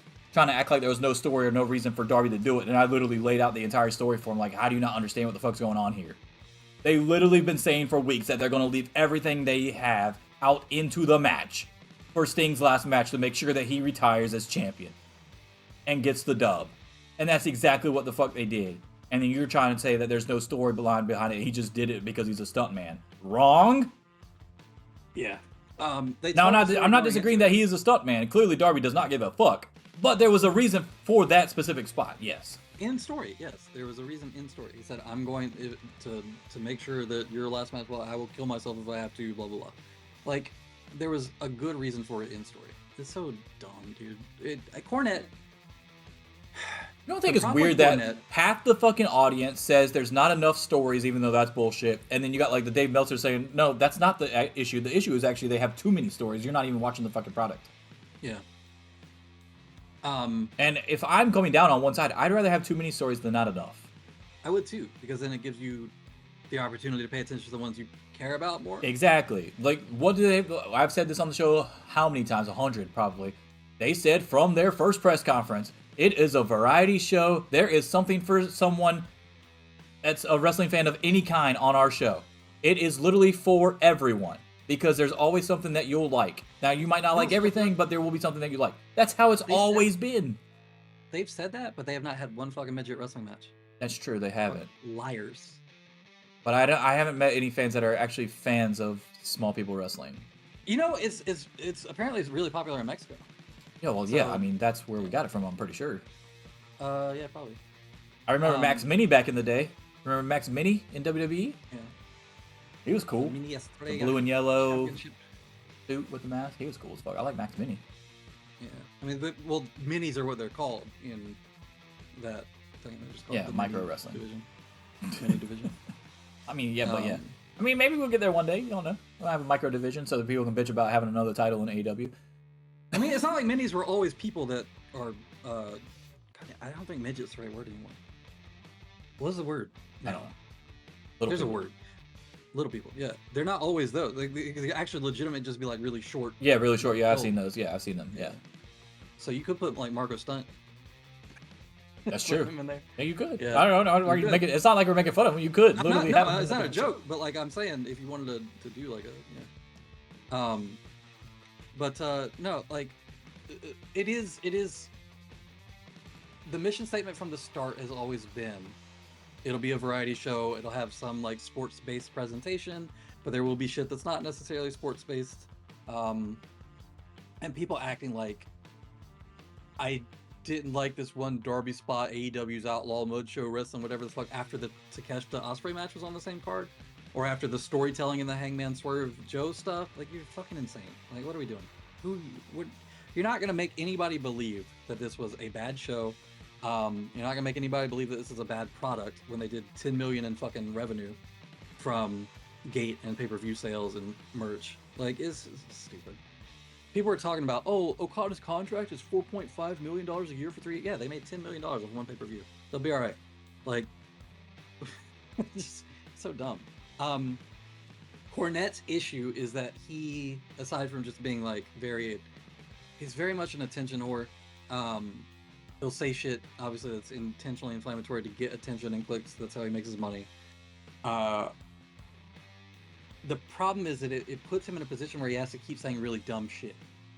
So at the point where you're trying to legitimately argue that Kenny Omega isn't telling stories in the ring, you're not a serious person anymore. Well, the other issue is like he's put himself in that position though, right? So he's gotten to the point now where he's shit on everything that's a high spot, to the point where now if the high spot comes, your fans are expecting you to say stupid shit so they can laugh because you've turned into a clown basically. Right. You turn into a comedian.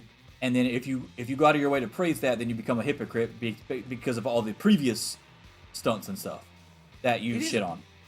The blanket AEW bad shit is so weird to me from fans, right? Like, because when we say anything about, obviously I think both of us can agree we're both bigger AEW fans than WWE fans. Yeah. But when WWE does something cool, or like they have a good storyline going on, or they have like a really good match, like Gunther's doing something cool in like a match with Sheamus and McIntyre or whatever the fuck, or the Gable stuff, or like some of the, before all this convoluted Rock shit started, some of the triple the threat that was going on. The Bloodline stuff, the triple threat Intercontinental title match at WrestleMania last year was amazing. Yeah. Charlotte versus Rhea. I don't know if you said that or not, but yeah, Charlotte versus Rhea. For Charlotte versus Rhea WrestleMania. Being my fucking top women's match of the year. Yeah, so like, the thing is like, yeah, we don't blanket it. We pick out the stuff, and then of course we'll focus on the shit that we don't like, but we're not saying WWE bad. Right, or they're, it's so, if you can't as a wrestling fan find something on AEW that you like, then you don't like you're wrestling. Not a wrestling fan. You're exactly. Yeah, it's just weird as fuck to me. I mean, I think that's why the term hate watching even started, is because like if you're hate watching AEW, like, because that's like the only thing you can say. So if you don't like anything on AEW, then you're just hate watching.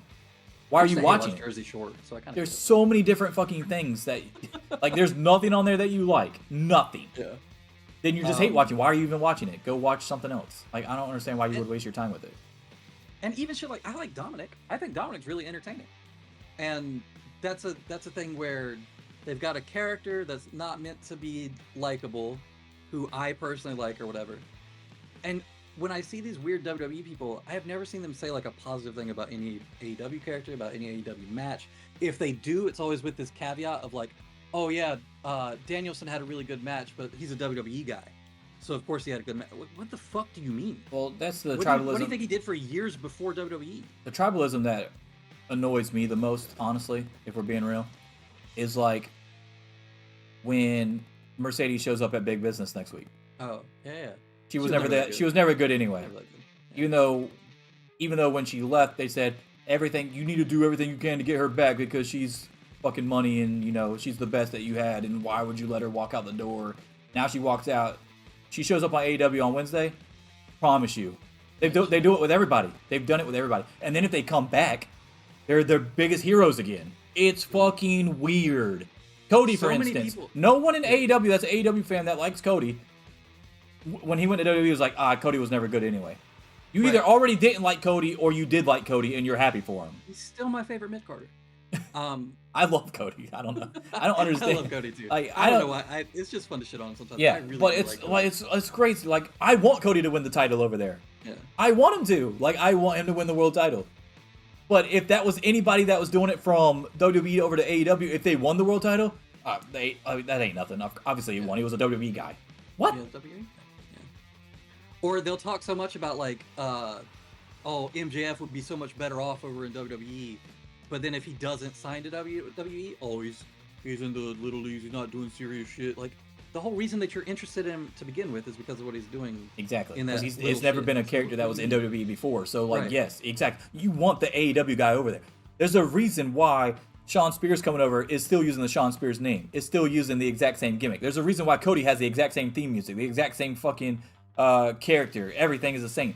Because it worked in AEW. Cargill too. Yeah, Cargill too. Because it worked. I was actually pretty surprised. The Shawn Spears one? They didn't. Yeah. Because he had such an established name as Dillinger.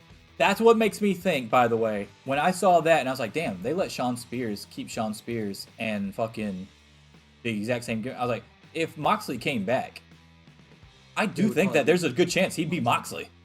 Yeah. Instead of Ambrose. I think we talked about that. Yeah, but I didn't think that at the time. When we talked about it before, I didn't think that. You did. You said I would bring him in as Moxley, and I was like, I don't think there's any chance because he was world champion as Dean Ambrose. Shawn Spears wasn't. I could make that case. That Shawn Spears really didn't do anything on the main roster when he was Ty Dillinger. So I could make that case. But seeing that they just let him just have the shit and everything, I was like, maybe they would let him come back in as Moxley.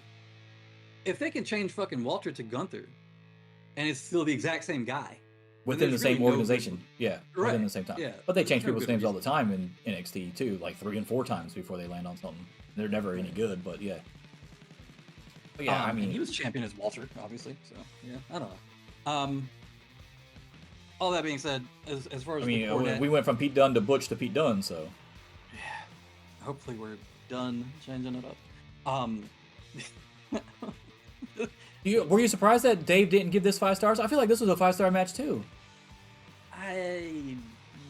Or is it something you got to watch again too? You need to watch this again. Just from watching it in the crowd, I wouldn't have said it was a 5-star match. It had cool moments and stuff, but it was pretty. I don't want to say formulaic because they did have spots that were pretty out there, obviously with the Darby stuff and the stage table spot, things like that. But it wasn't. How big of a ooh and ah did you give out with the audience when they cut back to Darby's back on the big screen? I could see his back the whole time. No, I'm saying, but when he first landed, it was the blood didn't start coming out yet, and they went to something else. And when they came back to him, then you start seeing all the blood come out of his back. And then that's when all the entire audience was like, "Oh shit!" Oh, because you were on that side, is what you're saying. Yeah, I could see his back the whole time. I saw him start leaking. I took a picture of him on the ground when it started to form. I took another picture of him when it was like bad. So they didn't show because they did the same thing with Ospreay with his kidney or whatever when he landed in the fucking turnbuckle on the Brainbuster. And then when they went to it, and they're like, "Oh, I can kind of see it forming." Well, when they got that close-up shot of it, and everybody was like, "Oh my god!" Yes. So everybody on the Ospreay bump, everybody knew that it looked bad, but they didn't know that it was going to have like a visible thing on it. I could see it starting to discolor, but it's obviously not as much of a contrast as the red on white, just being like slightly darker flesh skin, or flesh color. But it was the scrape of it that looked real bad that nobody could really see as close, I guess. But on the Darby thing, I don't know, again, since I haven't watched it, I was only there in person. I don't know how much they showed of what was happening at ringside. But they legit had people come out with like first aid kits working on him, trying to stop the bleeding on his left side. There were like 2 dudes that ran through the fucking audience holding kits and went up to go try to stop and stem that bleeding. I think they tried to glue him up. They had 2 dudes were out there, like the ringside doc, whose name I always forget. Doc Samson? Doc Samson. He was out there. He came from the back, and then 2 dudes came through the crowd, hopped the barricade with little first aid kits, and were trying to patch him up some. And I know, because I did watch this on YouTube later, when Sting is doing his post-show whatever the fuck, and he calls Tony Khan out, and Tony Khan comes out and walks by the broken glass and chairs and stuff, and you see him look down at it and go like this or whatever.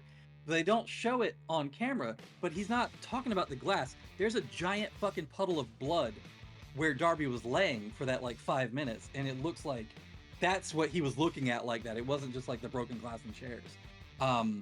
So off camera, they definitely had multiple people working on him over the course of those minutes while he was just like laying. We knew he was fine, or I knew he was fine. I think we as the crowd, knew he was fine. Because after he takes the bump, he does get up for a little bit and then lays back down after selling the back pain. So we knew like he wasn't dead or anything. But also because when they rushed out to check on him, they weren't acting like, oh, he's like out or like not responsive. They were acting like, oh fuck, he's bleeding a lot. But no, it was a crazy spot. I think everybody kind of went, fuck, what the fuck are you doing? When he went up there, I thought for sure that to soften that bump, when I saw Matt run up to Nick, that they were both going to catch him and fall backwards on the glass, since they were wearing vests or whatever. Like it wouldn't have been that bad. No, that motherfucker just took it straight on. Did you get any of the glass from Sting's spot? Did you run down there and get any of that glass that shot into the crowd? Now, there's a lot of people taking it home. There's a lot of people taking shards of glass home or whatever. I didn't want to go around the bowl and then down to the floor thing or whatever. I was in the section, not floor, but the one right above floor. 2 other things coming out of that pay-per-view before we move on to our other stuff. I probably will take a break because I need to use the bathroom anyway. Before we get into the rest of the stuff. But let's wrap it up with this. 2 other things that people were bitching about coming out of the pay-per-view were the glass spot where Sting, because it shot out into the crowd, which obviously they show every show. The warning sign. It's no different from a hockey game or a baseball game or a basketball game. Like, if you're that close to the action, you need to be fucking aware of what the hell's going on around you. The funny thing is that the angle that they show to show, oh my god, it hit fans. Both those dudes in the front were already turned to the side. They knew it was fucking coming. Yeah. They're not dumb. Yeah. And security will tell them too if they're standing out there like, hey guys, watch out this spot. Whatever. So yeah. So because of Papa Buck getting cut by the glass on his cheek, who was down there, I guess that's why it really took off or whatever. There's a lot of people that were down there in their corner that none of them had a problem with it. It's all the people that weren't there that had a problem with this, by the way. Nobody down there was like, oh no, fucking hurt. Like no, come on. They were all trying to pick it up underneath the fucking rail. Exactly. Like what the fuck did you think was gonna happen? Exactly. Like Sting is fucking 200 and something pounds and going through the same glass that Darby just went through. Like it's going places. Worst case scenario, like you could have hit somebody in the eye or whatever, and that's true. But again, there are disclaimers that say blah blah blah, and the security had clearly told the people that the angle was being filmed at, that glass is about to break. You guys need to turn away or whatever, because they were turned away. So. Well, the other issue that a lot of people were bitching about that also didn't make any sense coming out of the pay-per-view, because they don't understand how pay-per-view time constraints work, is that they cut off Sting's speech. I don't want to go to YouTube and watch it for free. I want to. Don't cut off Sting. How could you cut off Sting on his last match? Here's the deal, guys. People still order pay-per-views through DirecTV and Dish and shit like that, so it's still available, and they have time constraints that the AEW has to fucking adhere to. It's always been like that. Like, what the fuck are we even talking about right here? Go to YouTube and watch the rest of it. Go watch a fan video of the rest of it. It's not that serious. This is not a new thing. And if you, quote-unquote, survived the Attitude Era, you would fucking know that. Because there's been plenty of pay-per-views that got cut off. Plenty. So I don't understand where this fucking notion came off like Tony Khan did it on purpose. Like, oh yeah, Tony Khan just wanted to cut Sting off and cut the fucking feed off. Tony Khan doesn't get to decide when the feed... Hey, nah, fuck the pay-per-view companies. We're going to keep this fucking feed going. That's not how that works. He has no control of the pay-per-view feed. He has control of his cameras, and they did not cut off the cameras, which is why you got to see it on YouTube. Also, if you want to blame somebody for that, Sting... It's not his fault, obviously, but it's not like he had a prepared speech. Correct. He probably didn't know what the fuck to say, and he also just went through a goddamn glass pane and match, 20-minute match at 64 years old. At 64, yes. He's gonna miss some time cues. That's why Darby had to keep going up to him like, "Hey, they're telling us." Sting has never been in this spot in how many years? Yeah, and it's not like he did a lot of promos in his day. Yeah, except for TNA. The man came out and said it's Showtime a couple times. But yeah, it's so that's such a weird complaint to me because it's such an easy fix. It's like, oh, you cut him off on the blah, blah. Yeah, okay, just go watch it. Go watch it online. And if it ever gets on a streaming service, I guarantee you they'll tack it onto the end of it if you want to go watch it. Yeah, they're not going to cut it off seamlessly. If they ever make a streaming deal with HBO Max, I assure you they're not going to cut it off. They'll just add it to the end. My favorite fucking thing was WWE people being like, it's so disrespectful to his legacy to cut him off. Like, you know what was disrespectful to his fucking legacy? His WWE run. I know what was disrespectful to his legacy. As soon as he lost to Triple H at WrestleMania, that was disrespectful to his legacy. Like, which is one of the dumbest ideas ever. One of the dumbest match outcomes in WWE history, honestly. Like, I'm rating it in top 3 just because I'm not thinking about the other ones right now, but top 3, it's in the top 3. Sting losing to Triple H at WrestleMania made absolutely no sense. None. It was terrible. Alright, so that's going to be that for the AEW Revolution review. Almost 2 hours, bro. You can't tell me that wasn't the best pay-per-view. I think that's our longest review of all time. It's the best pay-per-view.